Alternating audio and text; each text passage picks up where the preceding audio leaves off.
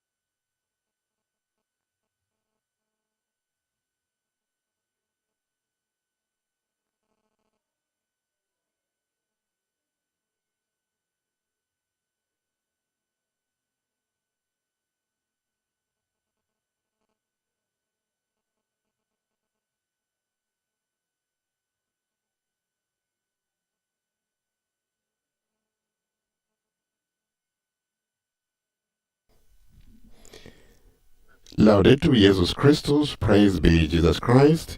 Welcome to the second leg coverage of Pope Francis's apostolic visit to Greece.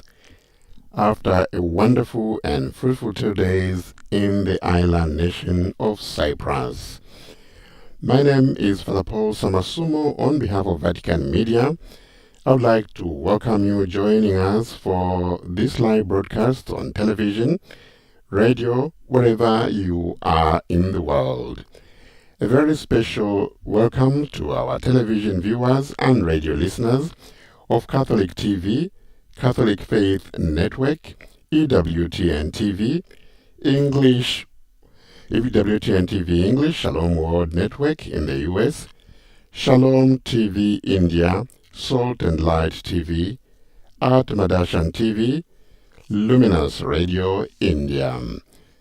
We welcome those of you joining us through various Vatican Media channels, such as Vatican News website or the Vatican News English YouTube channel, as well as the Vatican News Facebook live stream. If you are catching us on shortwave radio, welcome. We are glad that you could join us. You will find more detailed information about this apostolic voyage of Pope Francis in Greece on our website vaticannews.va. Pope Francis will shortly address Greek authorities, civil society, and members of the diplomatic corps accredited to Greece at the presidential palace. Actually, you remember that Pope Francis has been to Greece before. He visited the island of Lesbos in the year 2016. It was rather a private visit of Lesbos. Lesbos, as you know, has been a key entry point in Europe.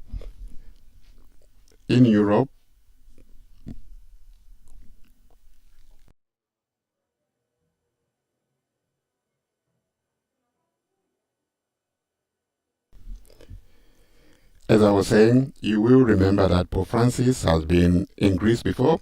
He visited the island of Lesbos in 2016 on a rather private visit. Lesbos indeed has been a key entry point in Europe for migrants and asylum seekers. This time on the apostolic voyage, Pope Francis is making an official visit to Greece in line with invitations from state and church authorities. He has a packed 2-day program, and we will be bringing you live transmissions of these events. The last time a pope officially visited Athens, the Greek capital, was when Pope St. John Paul II came to the country in May of the year 2001. Now, referring to Pope Francis' visit in Greece, Cardinal Pietro Parolin, the Secretary of State of the Holy See, told Vatican News that with his visit to Cyprus and Greece, where he is now, where the Holy Father is, the Holy Father seeks to transform the Mediterranean Sea from a space that divides to an opportunity for encounter. For those of you following us on TV, you can now see the Holy Father.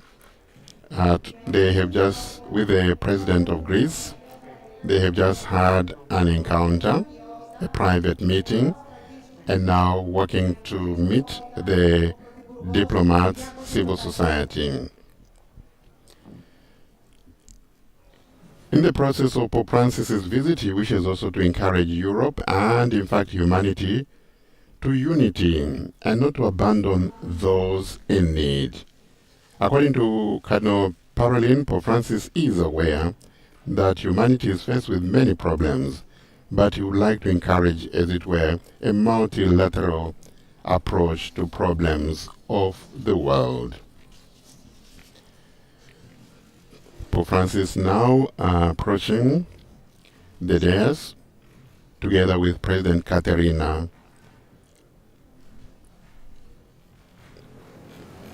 of Greece.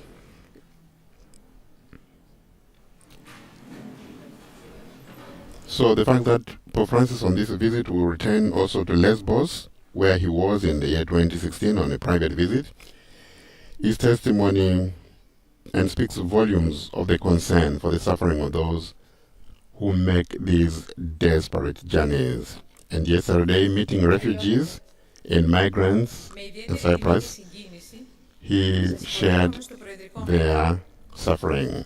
And now President Katerina Sakelaropoulos, speaking.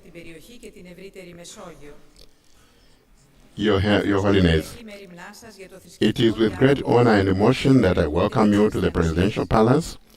Your visit to the second time in our country shows your keen interest in our region and in the wider Mediterranean region, as well as your constant concern for religious dialogue and the universality of Christianity.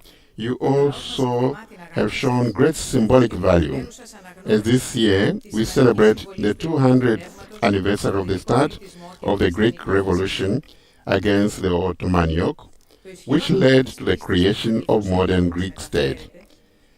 Our people appreciate your love as well as your recognition of the important contribution to the great spirit of Western civilization and the Christian religion. Your strong message of faith and fraternity, which you convey to us in the footsteps of the apostles, symbolizes the Church's reference to her origins, to the sources of unity and concord and wisdom and joy of the gospel.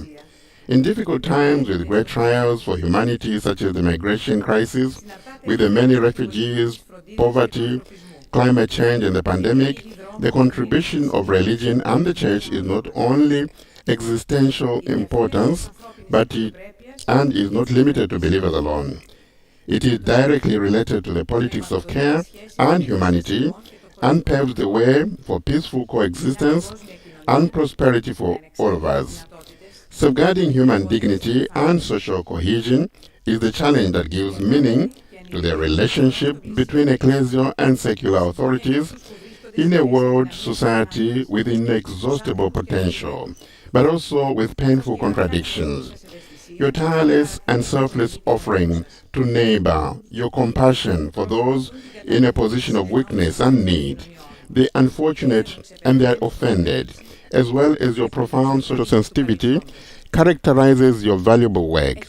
They nurture and sharing reconciliation between societies and remove outdated prejudices and cultural wars of the past. You have consistently upheld international legitimacy and the rule of the law, fundamental principles underlying liberal democracy, which Greece also embraces and defends. Our shared understanding of values is the foundation of cooperation between the Vatican and our country, and the particular importance of all the challenges we face, which transcend our national borders. The pandemic has shown how vulnerable and exposed we are in modern societies. It demonstrates how necessary international vigilance and assistance between states is. At the same time, you have pointed out the health crisis is an exercise in responsibility for all of us, especially through our daily behavior in supporting our neighbors.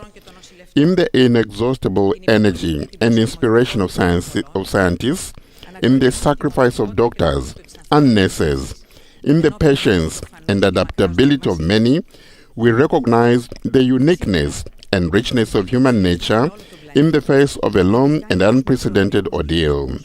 Today, the prospect of vaccination for the whole world, especially for the dispossessed, is the greatest and most pressing issue of distributive justice. The virus feeds and mutates from the irrational denial of reality and the inequalities of our culture.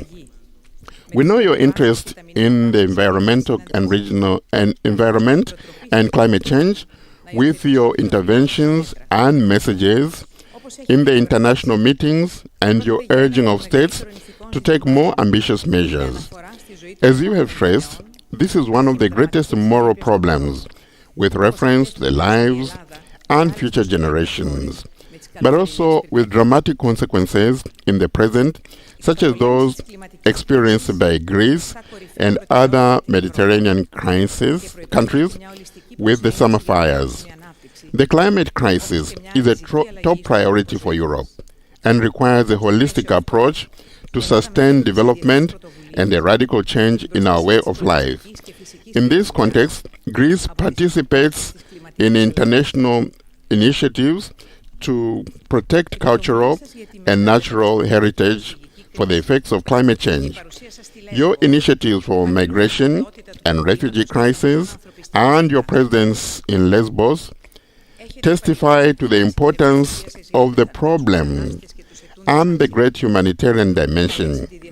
You have repeatedly expressed your sensitivity to migrants and asylum seekers and called on the international community to join in dialogue and in a coordinated response to their inhuman exploitation. You have also systematically contributed to the management of the crisis and acknowledged the humanity of the Greeks and their disproportionate burden they have borne. For its part, our country is working to prevent human trafficking and political exploitation. Greece looks forward to working with the Holy See to protect Christian populations in areas where there is danger, persecution, and discrimination. The Vatican has already taken important steps in this direction through the world, particularly in the Middle East. Respect for the religious freedom of Christian communities and the preservation of monuments and cultural heritage is a prerequisite for the consolidation of pluralism and tolerance. At this point, I could not fail to mention the Hagia Sophia and thank you for your warm support so that it may remain an ecumenical symbol of religious worship and an emblematic monument of world heritage accessible to all. Your Holiness, your universal spiritual splendor, your multidimensional contribution to building a culture of solidarity and empathy inspire us with the deepest respect for your personality. And on behalf of the great people, I wish you and your entourage good health and longevity, as well as the strengthening of faith and Christian unity.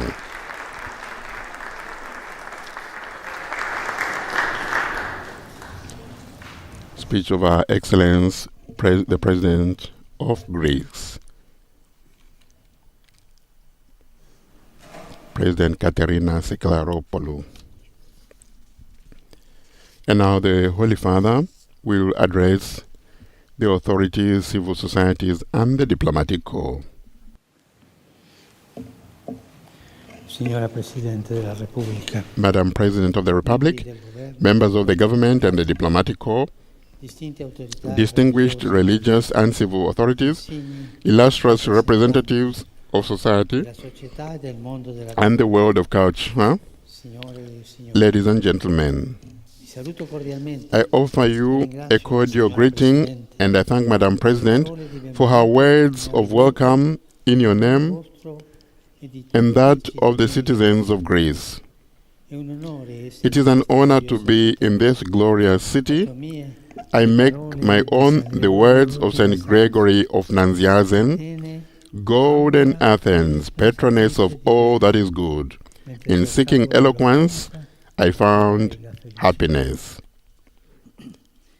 I come as a pilgrim to this land, rich in spirituality, culture, and cultivation, to find the same happiness that so thrilled the great fathers of the Church, the joy of cultivating wisdom and sharing beauty, a happiness that is not private and solitary, but born of wonder, yearns for the infinite, and is open to the community, a wisdom-filled happiness that from here spreads everywhere. Without Athens and without Greece, Europe and the world would not be the same, not be what they are. They would be less wise and less happy. From this place, humanity's horizons expanded. I too feel invited to lift my gaze and let it rest on the highest part of the city, the Acropolis, visible from afar to the travelers who, over the millennium, have arrived here. It inevitably bespoke the presence of God, the divine, the call to expand our horizon to what is high, from Mount Olympus to the Acropolis to Mount Athos. Greece invites men and women of every age to direct their journey of life towards the heights, towards God, for we need transcendence in order to be truly human. Today in the West, what emerged from here, there is a forgetfulness of our need for heaven, trapped us as we are between the frenzy of the thousand earthly concerns, the insatiable greed of a dispersonalizing consumerism. Yet places such as these invite us to feel wonder before the infinite, the beauty of being, and the joy of faith.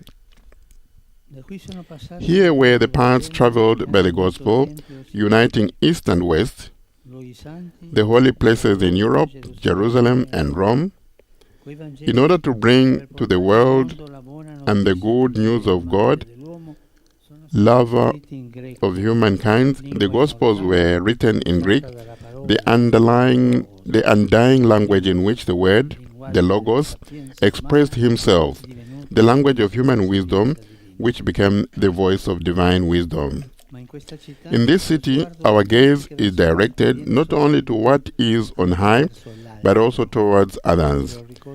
We are reminded of this by the sea, which Athens borders and which has shaped the vocation of this land, set in the heart of the Mediterranean, to be a bridge connecting different people. Here, great historians sought to recount the histories of people near and far. Here, according to the celebrated words of Socrates, people began to view themselves as citizens, and not only of a single city or a single country, but of the entire world, citizens.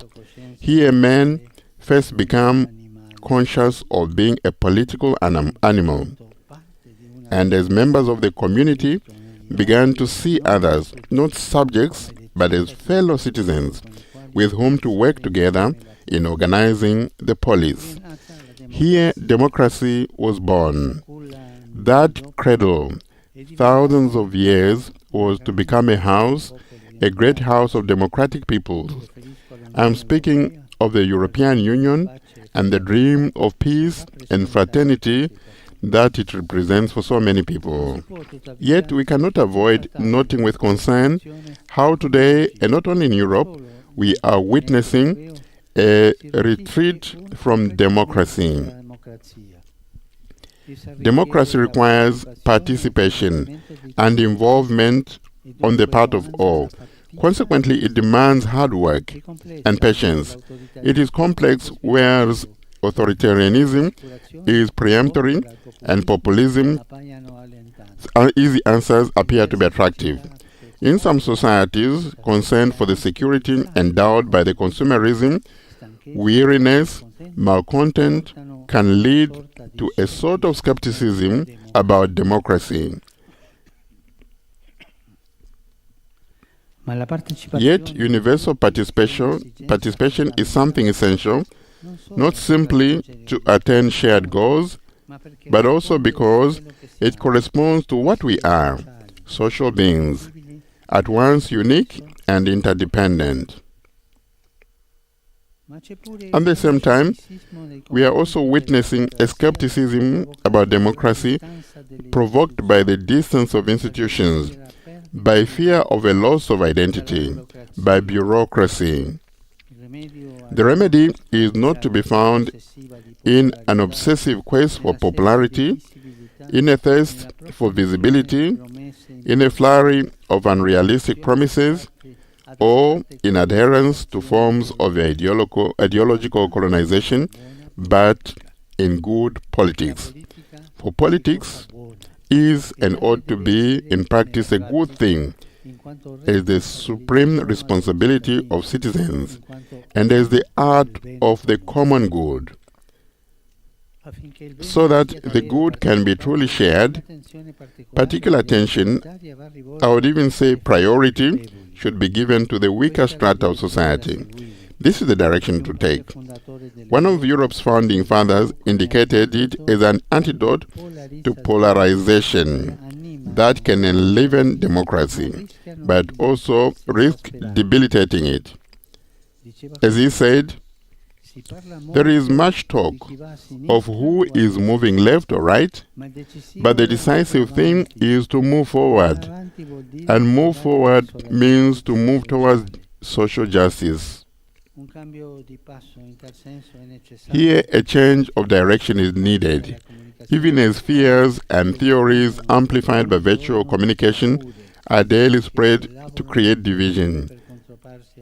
Let us help one another instead to pass from partisanship to participating, from committing ourselves to supporting our party alone to engaging ourselves actively for the promotion of all. From partisanship to participation. This is what should motivate our actions on a variety of fronts.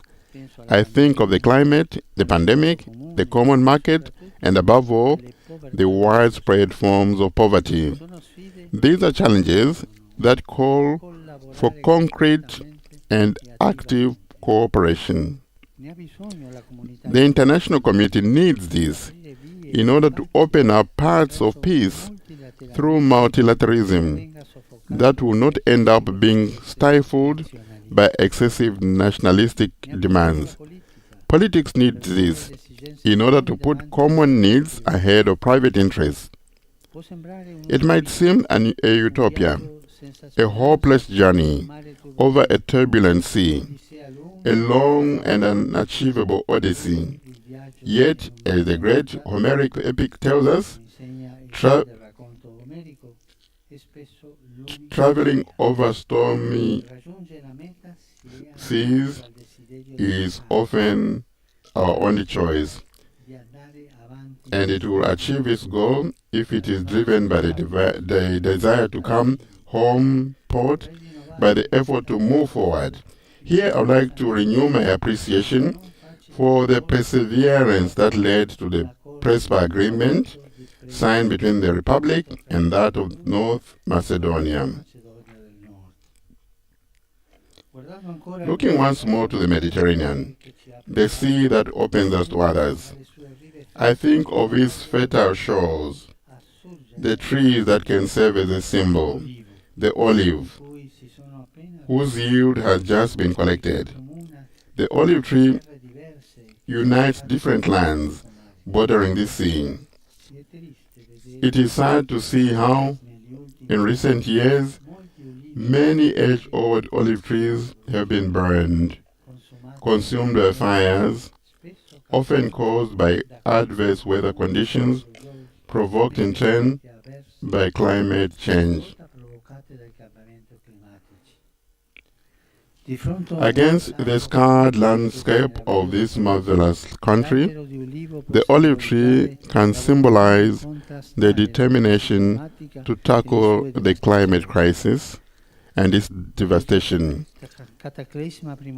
After the primordial cataclysm related by the Bible, the great flood, a dove returned to Noah, carrying in its beak a freshly plucked olive leaf. That was the symbol of recovery, of the strength to begin anew by changing our way of life, renewing our proper relationship with the Creator, other creatures, and all creation. It is my hope in this regard that the commitments assumed in the fight against climate changes may be more fully shared and seriously implemented rather than remaining a mere facade. May words be followed by deeds, lest children once more have to pay for the hypocrisy of their fathers. We are reminded of the words of Homer placed on the lips of Achilles. Hateful in my eyes, even as the gates of Hades, is the man who hides one thing in his heart and says another. In Scripture, the olive is also associated with the call to fellowship, especially with regard to those who do not belong to one's people. When you beat your olive trees, do not strip what is left. It shall be for the alien, the Bible tells us. This country, naturally welcoming, has seen on some of its islands the arrival of numbers of our migrant brothers and sisters greater than the number of their native inhabitants. This has heightened the difficulties still felt in the aftermath of the economic crisis. Yet, Europe also continues to temporize. The European community, prey to forms of nationalistic self-interest, rather than being an engine of solidarity, appears at times blocked and uncoordinated. In the past, ideological conflicts prevented the building of bridges between Eastern and Western Europe. Today, the issue of migration has led to breaches between South and North as well. I would like to encourage once again a global communitarian vision with regard to the issue of migration, and to use that attention be paid to those in great need, so that in proportion to what each country means, they will be welcomed, protected, promoted, and integrated in full respect for their human rights and dignity. Rather than present obstacle, this represents a guarantee for the future, marked by peaceful coexistence with all those who increasingly are forced to flee in search of a new home, a new hope. They are the protagonists of a horrendous modern odyssey. I like to recall that when Odysseus landed in Ithaca, he was recognized not by the local lords who had usurped his house and goods, but by the person who cared for him, his old nurse. He recognized him by seeing his wounds. Suffering brings us together. Realizing that we are all part of the same frail humanity will help us build a more integrated and peaceful future. Let us turn what seems only tragic calamity into a bold opportunity. The pandemic is itself the great calamity. It has made us rediscover our own weakness and our need for others. In this country too, it poses a challenge that calls for suitable interventions by the authorities. I think of the necessary vaccination campaign and not a few sacrifices on the part of citizens. Amid great hardship, there has also been a remarkable growth in solidarity, to which the local Catholic Church is happy to continue to contribute, in the conviction that it represents a benefit not to be lost once the storm gradually subsides. Some words of the oath of Hippocrates seem written for our time, such as the commitment to follow that regimen I judge best for the benefit of the sick, and to abstain from whatever is harmful and offensive to others, to safeguarding life at every moment, particularly in the mother's womb. The right of all to care and treatment must always be respected, so that those most vulnerable, particularly the elderly, may never be discarded. For life is a right, not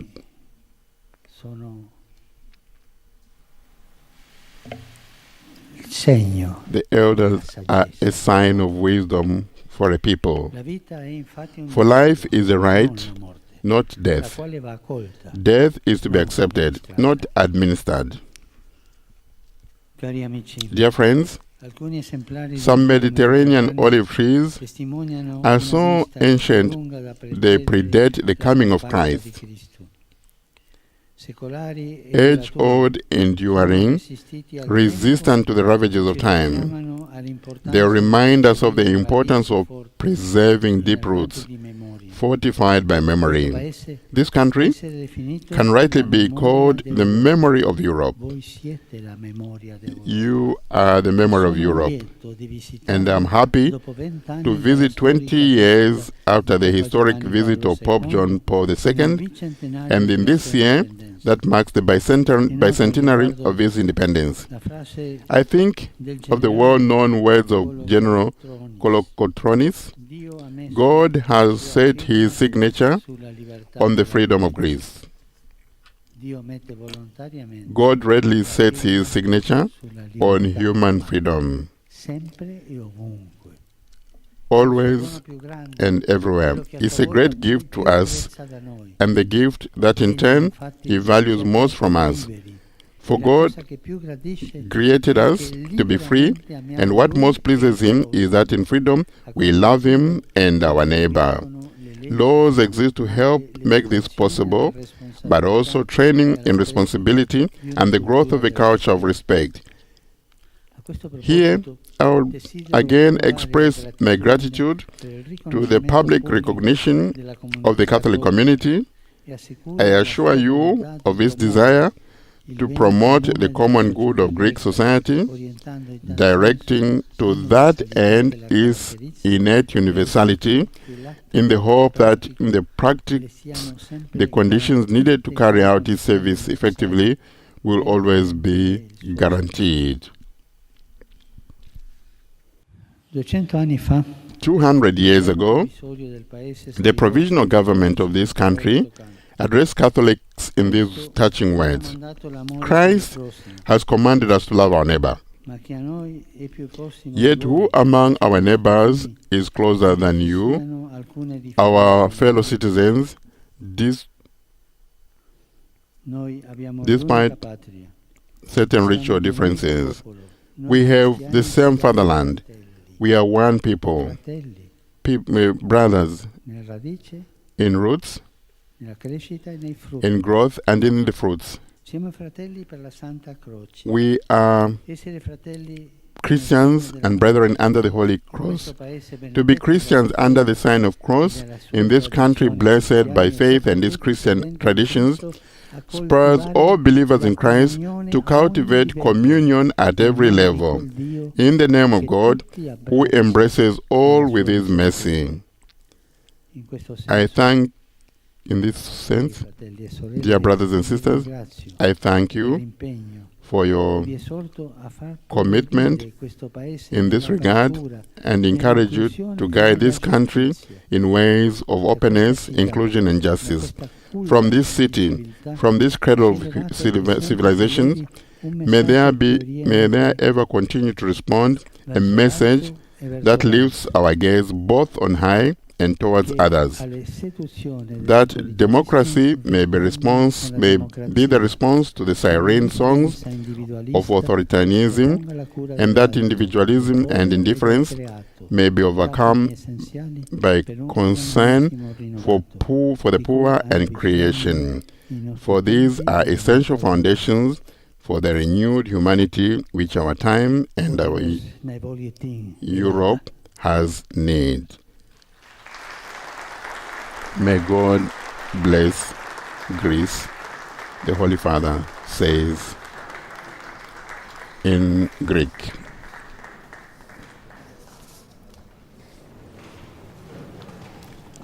A very, very touching message there to Greek authorities, civil society, diplomatic corps,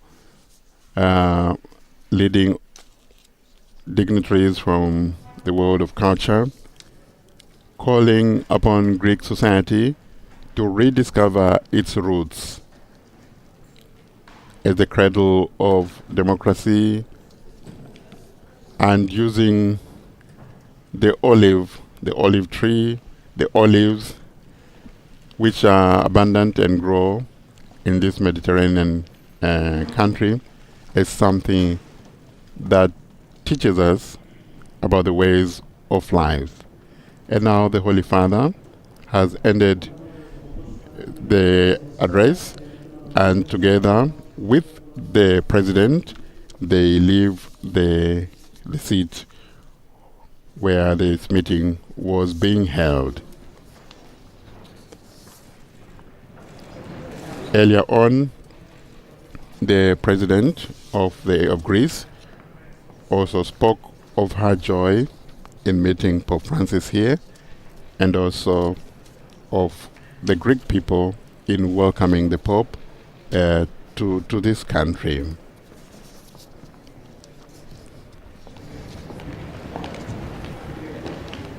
And now Pope Francis, working together with the Greek President, President Katerina, to another engagement that will be held this afternoon.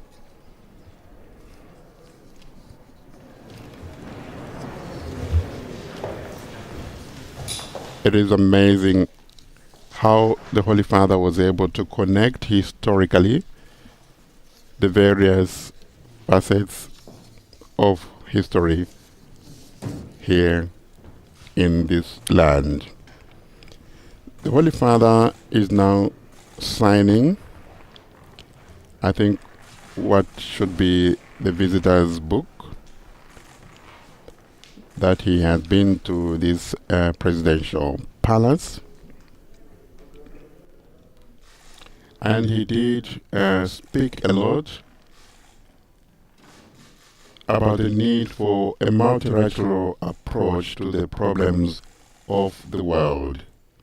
The world is facing so many challenges, from climate change, emergencies, floods, and the fires that the Holy Father spoke about in his address, which are destroying the olive trees, some of which date before even the birth of Christ. So the Holy Father says the only approach is a multilateral approach, and not to be taken in by shortcuts for populism. Pope Francis is also keen to appeal to the conscience of Europe and invite the continent to rediscover its Christian roots and find its unity, even with the different visions that can coexist. At the same time, he was speaking to us all, the whole of humanity. Now there is an exchange of gifts,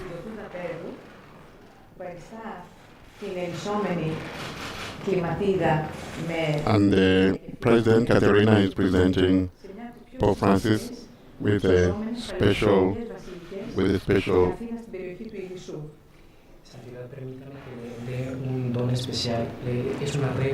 It's a replica which represents the olive.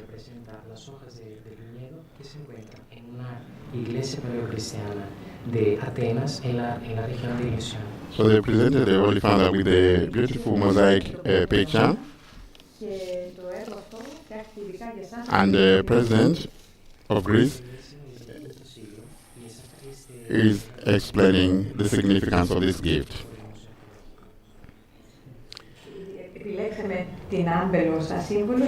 So the Holy Father, as the Pope, also did refer to the issue of migration, and he said that it's a phenomenon that has been going on for years, and Greece has received for many, many years different people who have always come to its shores, running away, fleeing from various conflicts. Προσφέρω ένα δείγμα παραδοσιακών προϊόντων της χώρας μας, για το οποίο είμαστε περήφανοι με αγάπη. So,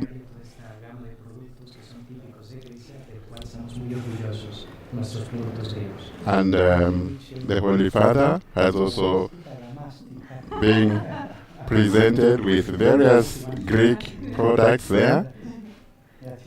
And he's thanking, the Holy Father thanking the President for the gifts.